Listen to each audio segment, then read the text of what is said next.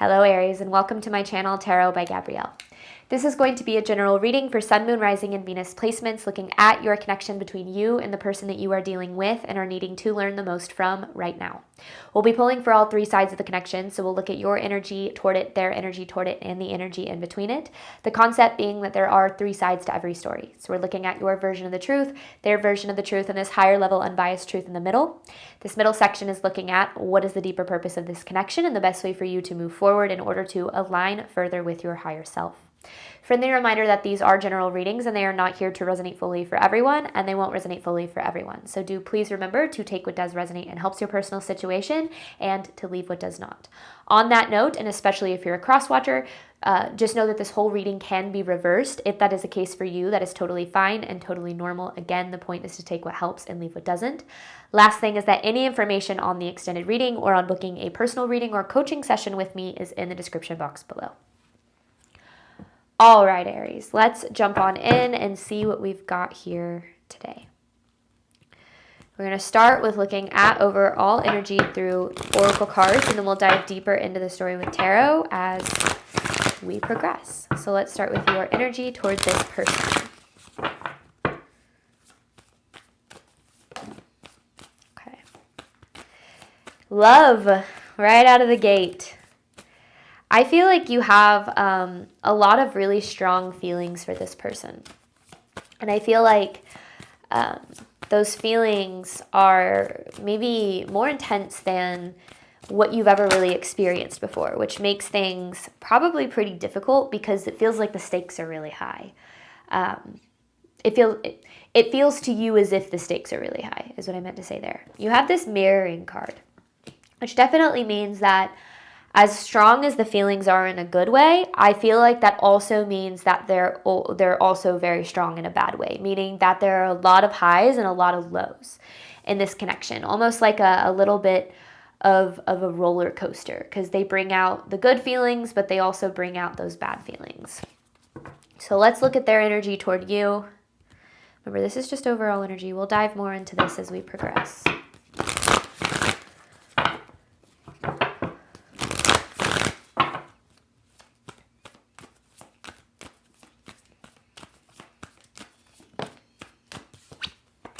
Interesting. This person has know your worth. I feel like you affect them just as much, but they definitely handle it a little bit in a different way than this healing card with grief and sadness. I feel like you bring out a lot of insecurities in this person. It's almost like this person doesn't believe that they're worthy and deserving of what you give. Now, I don't necessarily feel like maybe they show that. Maybe they tell you, like, I don't feel like I'm good enough for you, or I don't know. But even if they don't directly tell you, I feel like these are things that they're holding. Now, this grief and sadness card makes me feel like this person holds on to a lot from things that they've been through in the past. And it makes me feel like the things that they've been through in the past have taught them a lot of things that are inherently untrue about their worth, maybe that they're unlovable or incapable of having the love that they deserve. And I feel like these projections and these insecurities show up a lot in their behavior in this connection.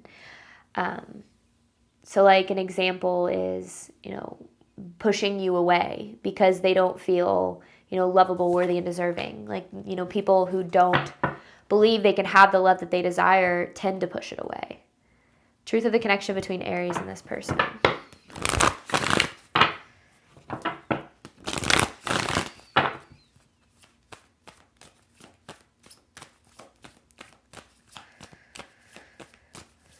Ooh, manipulation. Money versus love. That's interesting. Soulmate recognition. You and this person definitely have a strong connection, but I also feel that you hide parts of yourselves from each other. And I don't know if you do it on purpose, but it's almost like there's this fear, or maybe they do it more so than you. I'm not quite sure, but I do feel like there is this fear, like you both are deeply afraid of the other person not accepting you and loving you deeply. And again, you mirror each other's insecurities pretty aggressively. So it feels like this connection has a lot of potential. And this money versus love card, I don't usually see this as like literally a choice between money and love. It can be, sure, in some circumstances, but that's not the way that I see it in this reading, in this context. I see this more as this connection having a lot of potential for depth, but that depth is really scary for both people because of the insecurities that are rising in this connection. Which is why there's a lot of highs and lows, because these triggers start to come out and things start to feel really, intense, and maybe you even have a tendency to push them away too. I don't know, but it definitely has created, like I said, this roller coaster and almost this cycle that is keeping the connection from being able to develop fully. So let's see what else comes through. Soulmate recognition, we have many different soulmates in this life. So just because we do believe that somebody is our soulmate doesn't mean that we have to end up with them. And it's important that we mention this, because if we are so attached to an outcome, we might do things that don't align with us, like not set boundaries or speak up about our needs or things of that nature. Overall theme of this reading for Aries: what does Aries need to know in order to move forward in alignment with their higher self?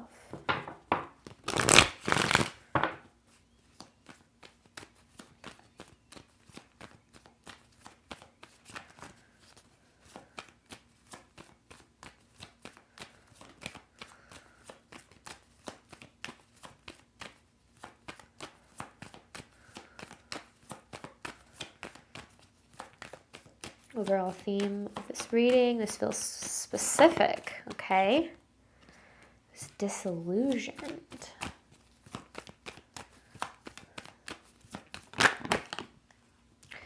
Pride keeps us apart. Then you have trust the universe. I feel like the hardest part about this connection is that you see so much potential in the connection and in this person. But I also feel that the way that they show up in this connection isn't very aligned with that potential. Now, we kind of talked about why, right? When people don't believe that they're worthy and deserving of love, they'll push it away, or they'll sabotage it. They'll do things that go against what they actually desire. And I feel like that's happening in this connection. And that's where a lot of the emotional highs and lows are coming from, because when this person shows up and things are good, it feels really good. But then when they withdraw and remove their energy, it feels really not good, because it starts to trigger those insecurities. So it's interesting, because when you guys are together, it triggers their insecurities, and then when there's separation, it triggers yours. So it's just like trigger after trigger after trigger. I do feel like there is a deeper purpose to this connection and what this is trying to teach you, not just about love and like not just about like when it comes to them, but also what this is trying to teach you about yourself. So I feel like we're probably going to get pretty deep in this reading, but if you've watched my readings before, you know that is nothing new. So let's dive into this and see what we've got here, Aries. Let's look at your side of this mirroring with love. This is Aries' side of the connection to the person they are dealing with and are needing to learn the most from right now.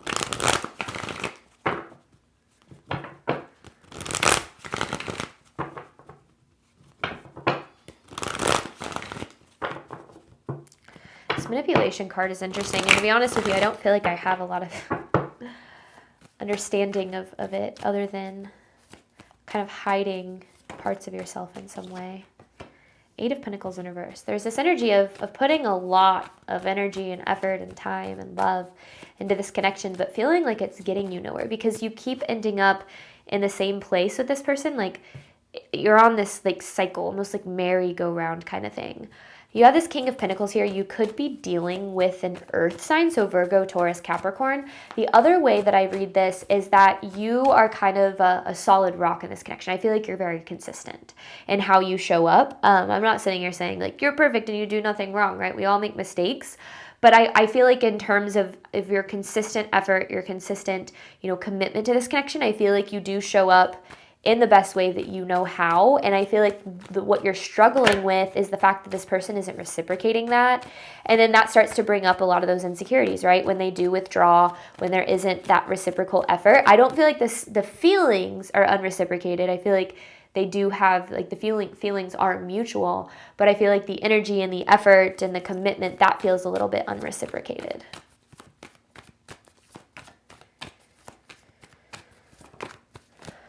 there's a lot of passion in this connection. I feel like there's a lot of intensity and a lot of draw that you very much have toward each other. And it's sparking certain things in both of you. And again, it's like those insecurities and those fears, because when we feel so strongly about somebody, we start to get in our head about it. We start to believe, like, if things don't work out with this person, nothing is ever going to be as good, right? So we, again, when we start to attach so aggressively to an outcome, we start to do things that don't align with us. We don't set boundaries. We don't stand up for our needs. We pour and pour and pour until eventually our cup is a little bit, starts to run empty. Aries side of the connection. I feel like that started to happen in this. No? Okay. It's so funny. I don't know when this started happening, but when a card isn't supposed to come out, I hear, oops. It's like, nope, not that one. I love it. I think it's kind of funny. Okay. You have the Chariot in reverse. So I feel like this connection has this, it's like things evolve and things are going smoothly and you're progressing, and then just dead end out of nowhere. This person withdraws or things start to shift and you just go, what the heck is going on? And then eventually, maybe things start to go again. It feels like we're progressing. It feels like things are going well. And then boom, dead end, something happens. And then again, you always are ending up back in the same place with this connection, no matter how hard you try.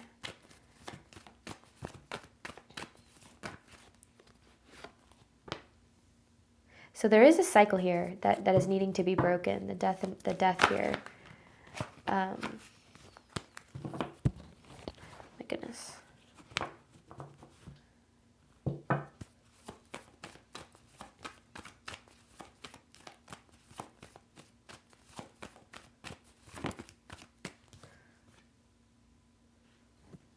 Six of Wands in reverse.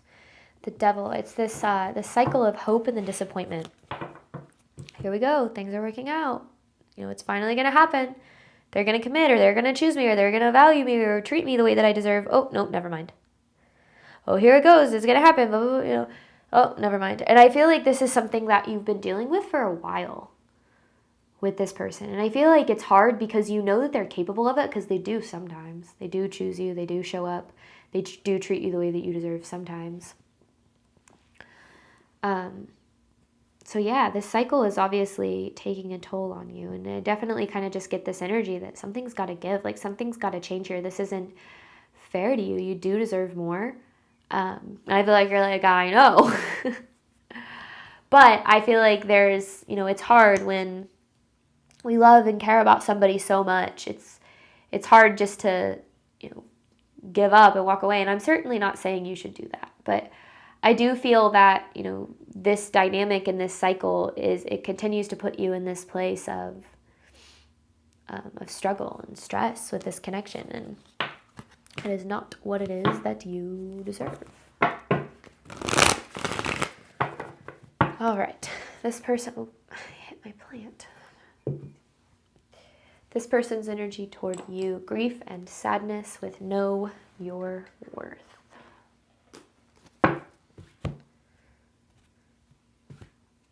This person is very confusing. I will give you that for sure, because yeah, of course you don't know how they feel, because I feel like it feels very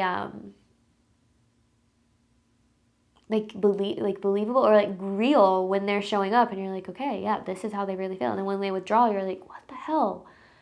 But it's like deep down that they really care and that they love you. It's just how they're showing up doesn't reflect that. This person's energy toward you. No? Okay.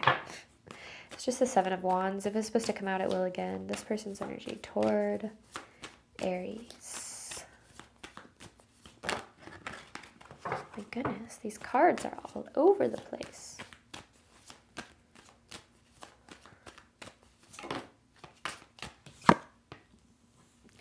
There's the mirroring.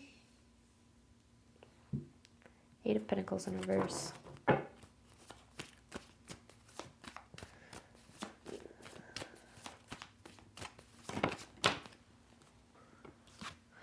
Ooh. Okay. 10 of Wands with the 9 of Cups, and then there's that 10 of Swords. This is what I was talking about that they carry. I actually want to put that there.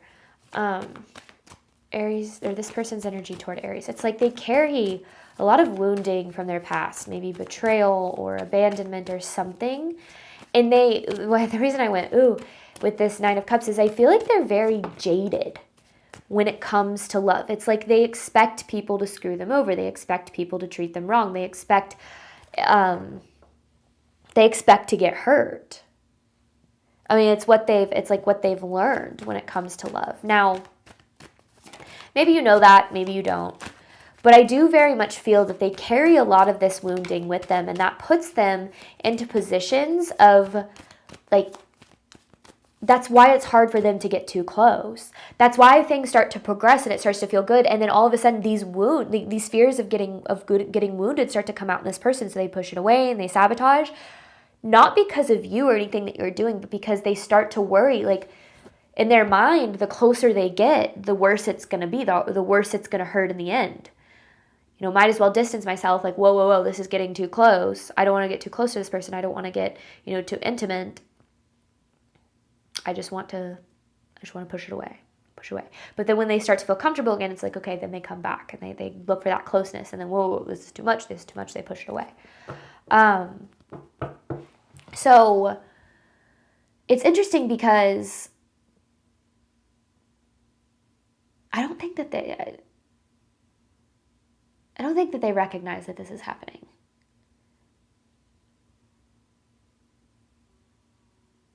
Let me see. I'll get more here. In fact, I'm almost certain they don't. Because if they recognized it was happening, they would change, right? When I met my husband, I was always a chaser in relationships. I always chased love and people who wouldn't choose me or value me. And when I met my husband, he chose me and valued me, like, right from the get-go. And not in a love bombing way, but just in a very consistent, very grounded way. And every fiber of my being was like, sabotage this, push this away, this is too good to be true. But luckily I had done enough healing that I recognized that when these feelings started to come up, instead of listening to them and allowing them to control things, I worked through them. I processed them, I talked them out, I recognized where they were coming from, and I allowed myself to stay and work through them instead of trying to push away the connection or push him away, whether it was by causing a fight or looking for reasons to run or whatever, which, it was very interesting to me because I had always been the chaser in relationships. But I can relate to this energy in a certain way because when we don't believe that we can have the love that we desire and we haven't addressed those feelings and understood the wounding that drives those, we are going to make decisions from that place without even realizing that it's happening. And consciously, we might be, again, like, trying to push people away for whatever reason we can come up with. But deep down, it's because there's a part of us that's so afraid of getting hurt that we don't want to let anyone get too close. And I feel like that's what's happening in this connection. This connection is so deep and there's such a draw into the depth for both of you that it scares the living hell out of this person because they already expect it to fail. And I don't mean that in the sense of like anything that you're doing, but because of what they've experienced in the past. So the way that they show up in this is purely a form of them trying to protect themselves. It's very unhealthy. They have the devil here, so it's very toxic. It's very ego-driven. It's also very, King of Cups in reverse. It's also very unfair. And I think that that's what I really had to understand after, I spent so long feeling sorry for people who were wounded because I understand psychology. I understand how relationships work. I understand that hurt people, like all of it. I understand that people don't commit when they aren't able to commit to themselves. People don't choose us not because they're not choosing us, but because they don't value themselves enough to choose what's good for them or whatever. Well, I understand all of this. So for a long time, I had a lot of empathy for people who weren't able to choose me or value me because I was like, no, I get it. You've been hurt before, and therefore, of course, you're going to push me away. Of course, you're scared of getting hurt. Like, a lot of these things make sense, but there is a certain point you get to in your life where your trauma and the things that you've been through are your responsibility to heal. It's your responsibility to heal from the things that you've been through so you do not wound other people because of your lack of healing. And that is just the truth of it. And that's where we have to understand that understanding why somebody does the things that they do, understanding why somebody runs or why somebody pushes us away, great. It's important because I think that it also helps us recognize that it doesn't really have anything to do with us. Again, hurt people hurt people. People don't treat us according to how they value us. They treat us according to how they value themselves. All of these things are important to know. But there's also another layer to that, where we also have to understand that it's not our burden to bear. And I don't mean that as in a selfish way where it's like, screw how they feel, it's only about you, right? But it's obvious that investing in this connection is having a negative effect on your mental, emotional, and physical well-being. Maybe even physical well-being. Maybe you're finding yourself getting sick, or maybe there's chronic aches and pains and things like that because you're putting up with so much and bearing so much in this connection. And to be completely honest with you, it is this person's responsibility to recognize that this whiplashy thing that they're putting you through is, first of all, very unfair. And second of all, something that they need to address why they do so that they stop doing it. I talked about how I'd always been a chaser in relationships. But then when I recognized what I was doing in my relationship with my husband when we first met, I realized that a chaser and a runner have something very, very much in common. And that is that they don't believe that they are capable of having the love that they desire.